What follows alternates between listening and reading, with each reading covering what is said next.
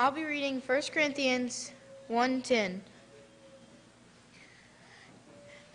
Now I plead with you, brethren, by the name of our Lord Jesus Christ, that you all speak the same thing, that there be no divisions among you, but that you be perfectly joined together in the same mind and in the same judgment.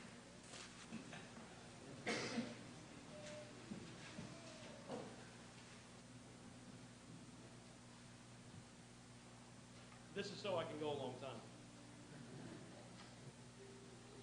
It's good to see everyone this morning. Last week, if you remember, we talked about some challenges that the church faces, or actually we just kind of introduced this idea that the church does indeed face challenges. And so we're going to continue those thoughts this morning, and hopefully you have a handout. Did everybody get a handout? Raise your hand if you don't have a handout. Everybody can use a handout, right? All right. We need some maybe upstairs. All right.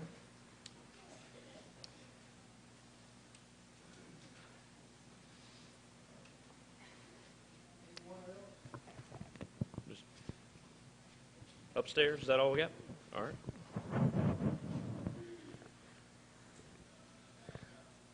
For just a moment, I want you to consider three scenarios. Just kind of picture these in your mind. One scenario is it's a playground, school playground. Kids are gathered around, maybe circled around two little boys that are arguing back and forth over which one's dad is stronger. You can kind of picture that, right? My dad has more muscles in his little pinky than your dad has in his whole body, right? And they go back and forth with that. But the other one, by the way, says, yeah, my mom can beat them both. The second scenario perhaps is young people a little bit older than those children on that playground, but nonetheless, young people who ultimately wind up in some gang somewhere, acting like thugs, committing crimes, willing to kill and be killed. And then the third scenario is this: a local congregation dividing itself into groups that feel superior to each other, that lash out with words against each other, and that engages in spiteful actions toward each other. So with those three scenarios in mind, I think number one, we'd recognize regarding the playground that that's just childish behavior, right? It's just childish behavior. The second group, those gang members, we would probably say that it is this world focused, foolish. And then the third scenario, that of the congregation, I think that we would say it's both. It is childish and it is this world focused. In fact, Paul agrees with this conclusion. If you will, look at 1 Corinthians chapter 3, verses 1 through 3. Regarding the local congregation that is divided among groups who feel superior to each other, that lash out with words against each other and engage in spiteful actions toward each other. Notice what Paul says in 1 Corinthians 3, 1 through 3. And I, brethren, could not speak to you as to spiritual people, but as to carnal. That is, as to those that are focused on this world. As to babes in Christ, immature, childish. I fed you with milk and not with solid food, for until now you were not able to receive it, and even now you are still not able. For you are still carnal. For where there are envy, strife, and divisions among you, are you not carnal and behaving like mere men? The church at Corinth was immature, and even though it was called out of the world. Remember last week we talked about this idea of facing the challenges of our culture? We talked about the fact that we need to recognize who we are, and we went through those first 9 verses, not as detailed as I wish, but those first 9 verses in this letter remind us who we are. We are those that are called out of the world by Christ. We're ones who receive blessings at His hand. We are the beneficiaries of God's great blessings. So here is a congregation of people called out of the world and yet living as if they were still in the world. So what did Paul base this conclusion on? Now look at verse 4. 1 Corinthians 3, verse 4. For when one says, I am of Paul, and another, I am of Apollos, are you not carnal? So again, he says this is childish, worldly behavior. You know, we typically proclaim that one of the major problems at Corinth was that of division, right? And by the way, we would be right if we did say that. And we often say that. And we go to 1 Corinthians 1:10. Braden did a great job of reading that for us this morning. We read through verse 13, and it deals with this idea of division. Again, he's pleading with them that they would speak the same thing, that there would be no divisions, but that they would be perfectly joined together in the same mind. And then he goes on in verse 11, and he talks about this report that's been given to him regarding these divisions, these contentions.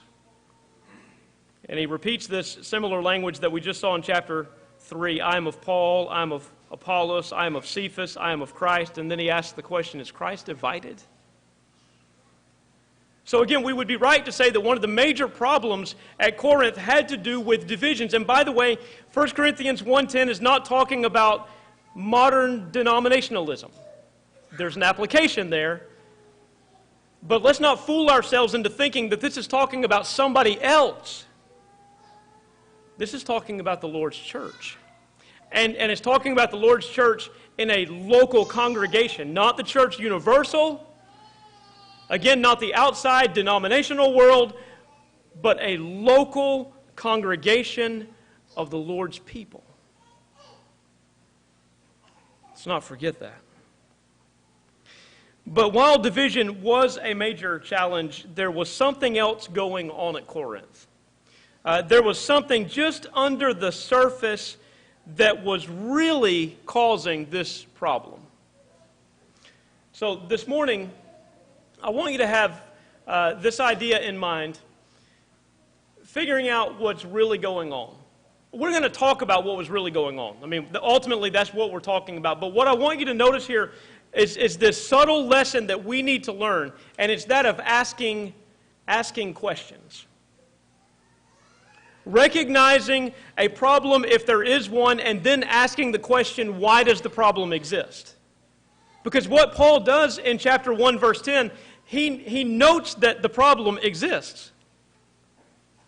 And he even speaks about what ought to exist. But in that particular verse, he doesn't yet tell us what the underlying source of the problem is. You see, it goes deeper. And that's a lesson that we need to learn. If nothing else, please keep that in mind. And maybe that's something that you can talk about tonight.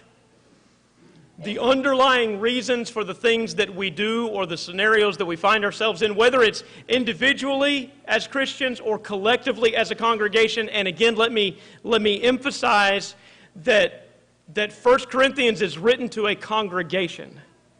And what I have a tendency to do as a preacher is speak to you individually regarding sins that you might be guilty of, or that you might be tempted by, or that you do, that you're in at this very hour.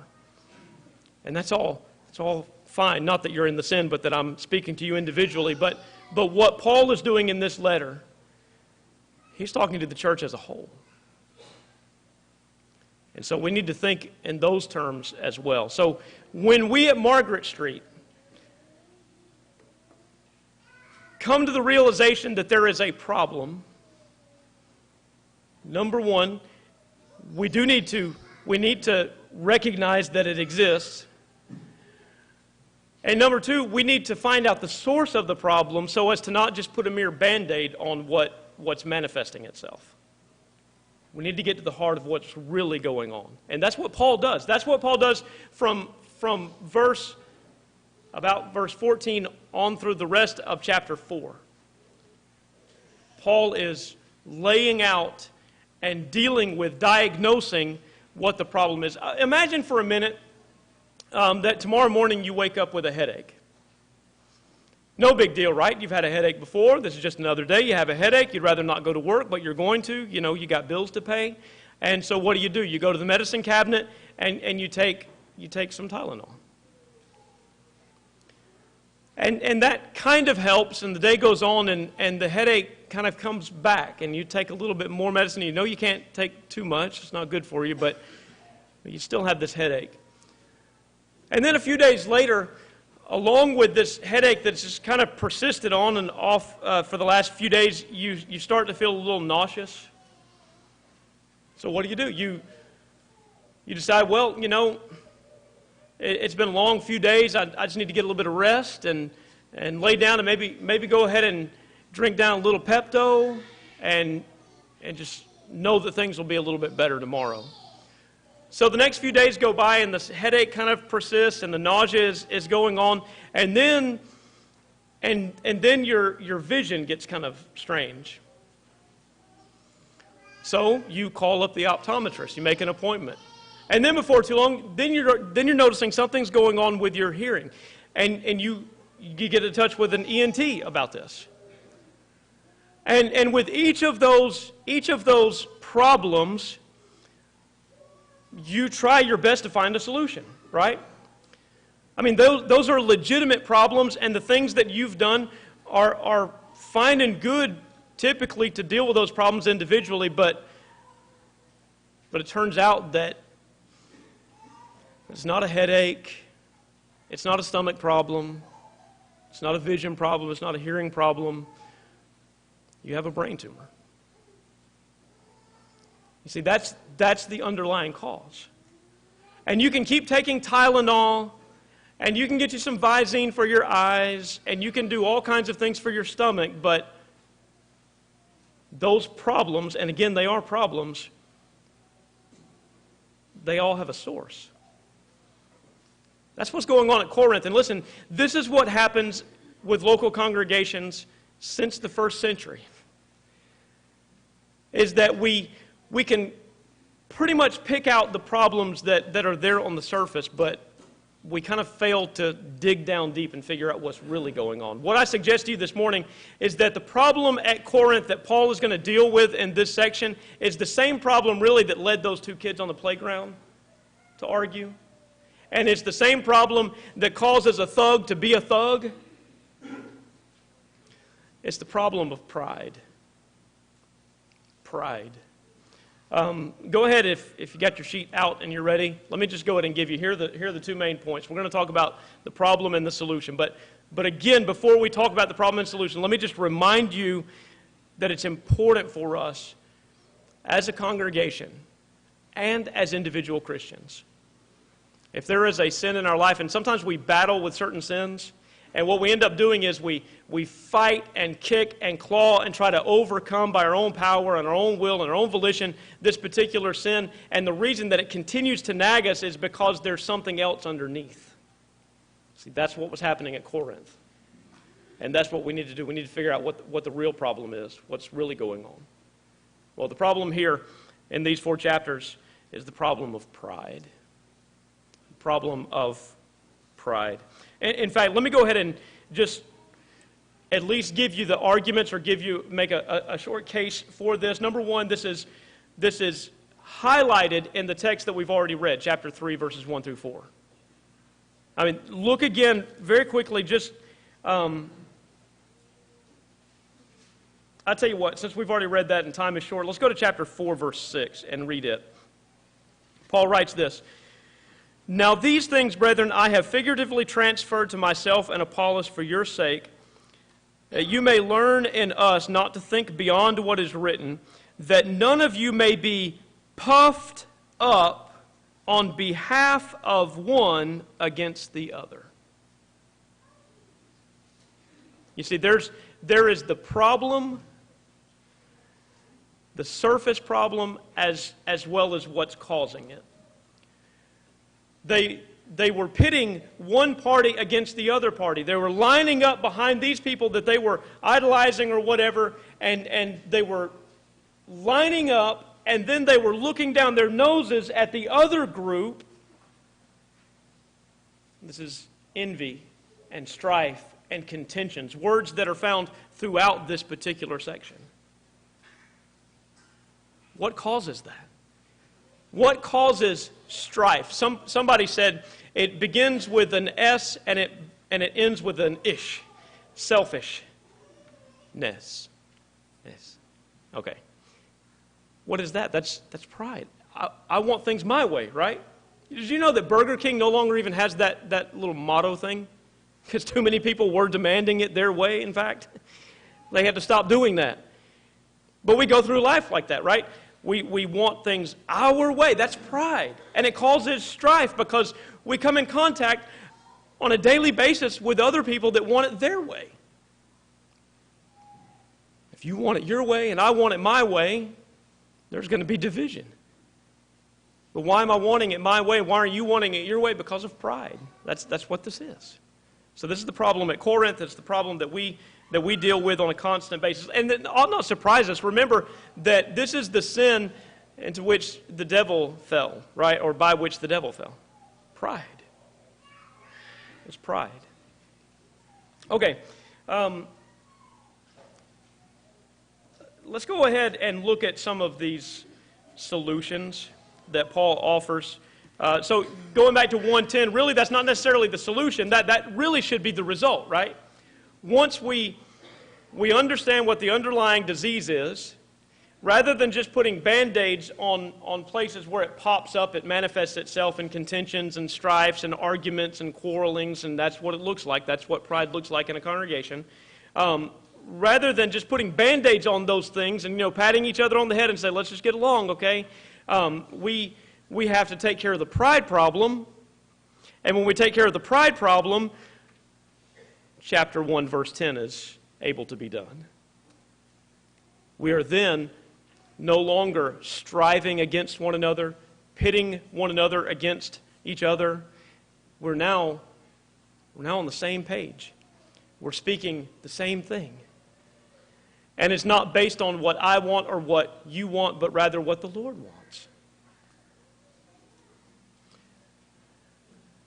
None of self, all of thee. And this has to do with the solution. So let's just kind of quickly go through those, and the lesson will be yours this morning. The solutions are these. Number one, we are to glory in the wisdom of God. Here's what we're going to see as we're going through this list that's on the piece of paper that you should be filling out right now. Glory in the wisdom of God, chapter 1, verses 27 through 31. What we have here is we have the taking of our eyes off of ourselves. No longer looking at me and concerned about me and wanting what I believe will be pleasurable for me.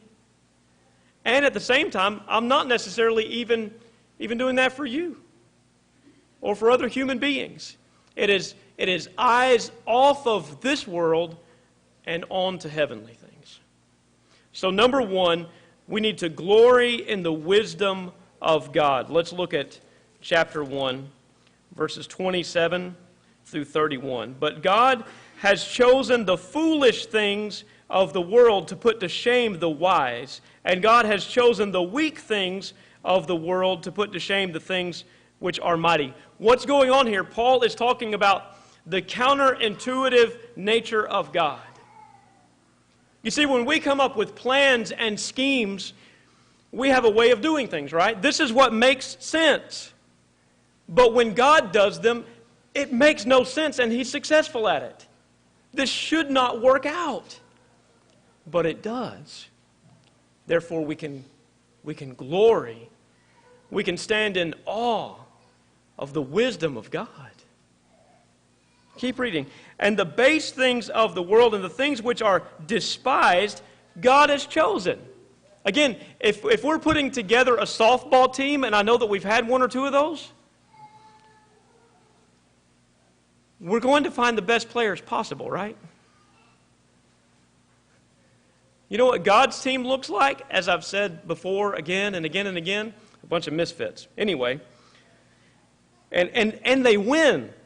Not to endorse the movie, I know that it's got its problems, but this is a case of the bad news bears, right?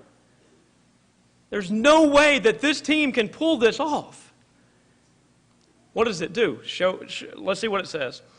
So, again, he's chosen the base things of the world and the things which are despised, and the things which are not to bring to nothing the things which are, now verse 29, that no flesh should glory in his presence. Nobody can say, look at how great I am. I pulled it off. I did it. I did it. Paul is saying what God does, he does to such an extent that nobody can say that they did that. It's all God. That's why we find God choosing Gideon, a man who was hiding from the Midianites and yet is addressed by God as a mighty man of valor. Really? That's why he chooses Matthew, a despised tax collector, a traitor of the Jewish people, to be one of his apostles. That's why he chooses Peter, the guy that is constantly sticking his foot in his mouth. Fisherman. So no flesh can glory in his sight. It's all God. It's not us. So we need to glory in the wisdom of God. And that's why it says in verse 31, as it is written, he who glories, let him glory in the Lord. See, eyes off of self. It's not about me. It's about the incredible nature of God. The second part of this solution, or the second solution, is seek to know the crucified Christ. This is still a continuation of what Paul has already stated, but the second subpoint, seek to know the crucified Christ. Look at chapter 2, verses 1 through 5. And I, brethren, when I came to you, did not come with excellence of speech or of wisdom, declaring to you the testimony of God, for I determined not to know anything among you except Jesus Christ and him crucified. That was the focus of Paul's ministry. He says, I want to know that, and I want to know him. And here's what he's emphasizing. Paul is saying, I'm a really, really crummy speaker. There was nothing eloquent about my speech that you could look to me and say, man, that guy is inspiring. That guy's, he's just got it to get. And yet, what are they doing at Corinth? They're rallying the troops behind these teachers. But Paul is reminding them, listen, when I came to you, there was nothing great about me. I was with you in weakness, in fear, and in much trembling. And my speech and my preaching were not with persuasive words of human wisdom, but in demonstration of the Spirit and of power. And that brings us even to the next little subpoint here. We should have confidence in the powerful Spirit. What's Paul saying here? He says, don't even look to me. My whole message was about Christ and him crucified, which is foolishness to the world. Christ and him crucified. And when I presented him as such, I did not do it with eloquence of speech.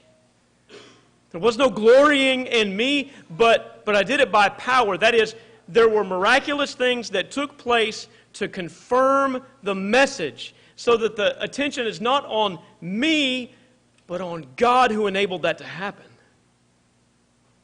That's what those miracles were always about. They were never an end of themselves. It was always pointing people to God and pointing people to the message of God.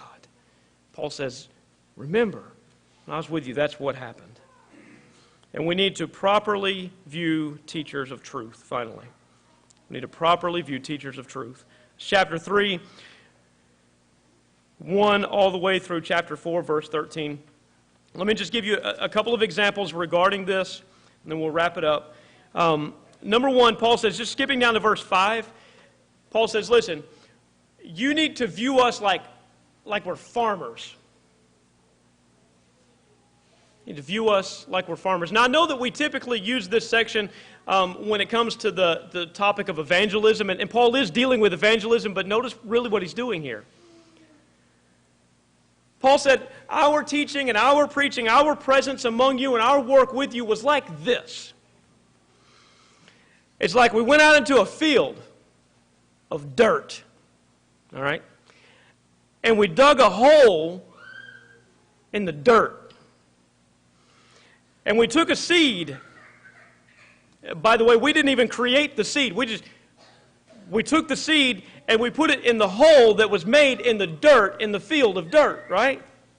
And then we covered it up with the dirt that we took out of the hole. So I did that part, Paul says. I planted, right? Yeah, that was incredible, Paul. You dug a hole and you put a seed in it.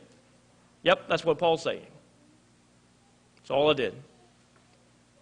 I just put the seed in the ground. And then Apollos. Well, what about Apollos? Apollos is a great man, a great teacher. He followed Paul at Corinth. People were lining up beside him. Paul says, now here's what Apollos did. That dirt that had the hole in it that now is filled up, and in that dirt there's a seed. He put some water on the dirt. Incredible, right? That's water on the dirt that had the seed in it.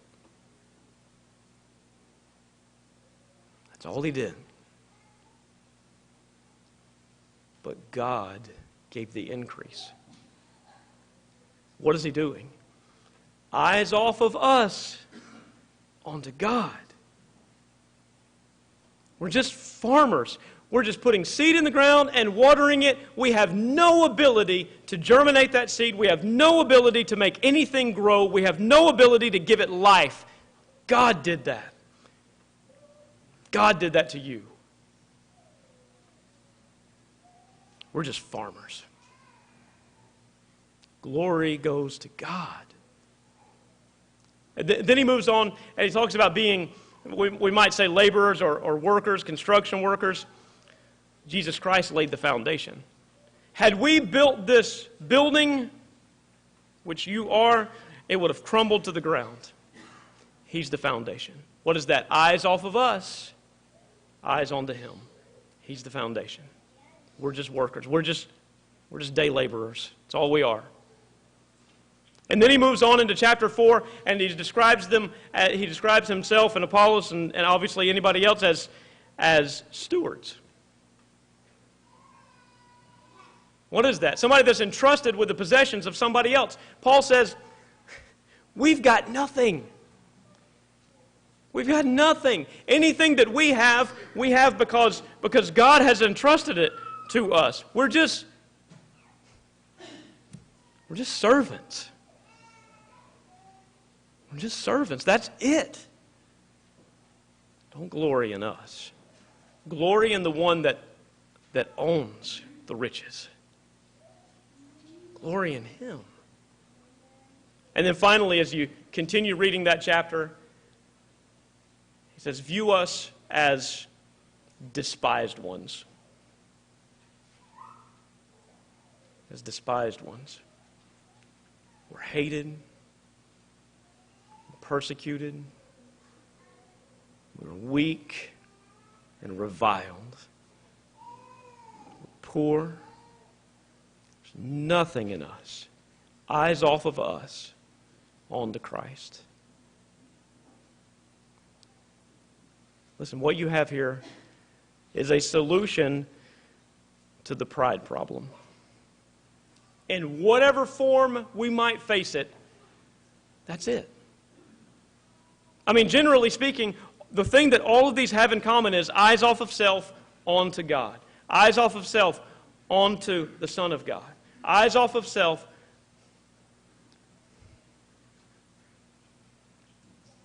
See what's really important.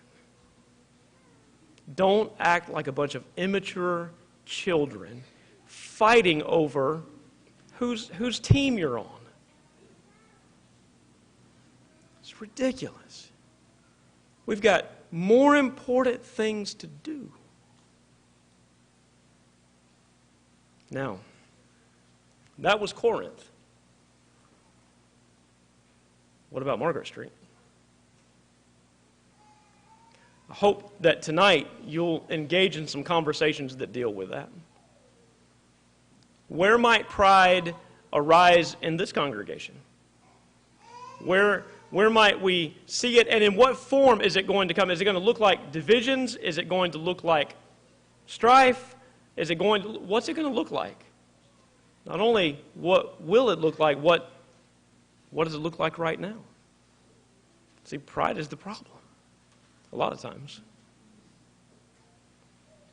And let me just wrap back around to kind of where we started somewhere in there. I'm speaking to us as a congregation. But as we extend the Lord's invitation here in just a moment, let me go ahead and appeal to you as individuals, because every congregation is made up of individuals, right? And the only way for things to change, it has to start with each one of us individually. We have to make a commitment that it's not about us. We need to do that individually and collectively. And listen, there are some here this morning, you've allowed pride to get in your way. Let me go, I'll do some confessing. I've done that too. I've done that too. We're always fighting with this, incidentally. This is the ego, whatever you want to call it in psychological terms. We're always evaluating ourselves. How am I doing? How am I doing? We're in the courtroom. Paul says, I'm judged by no man. Paul says, I don't care what you think of me, so I'm in the courtroom and you're judging me. I don't care what you think of me.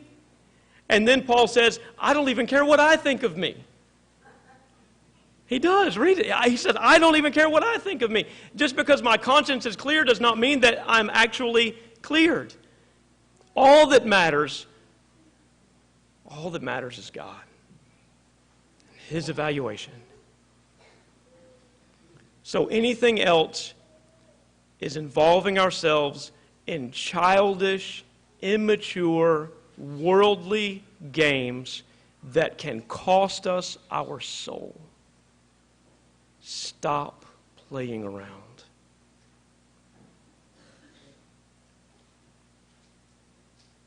If you're here this morning, pride's gotten the better of you, and maybe now it's unmasked, see it for what it is, take care of it. As we have been provided these instructions, take care of it. Please. Your soul is too valuable, eternity is too long.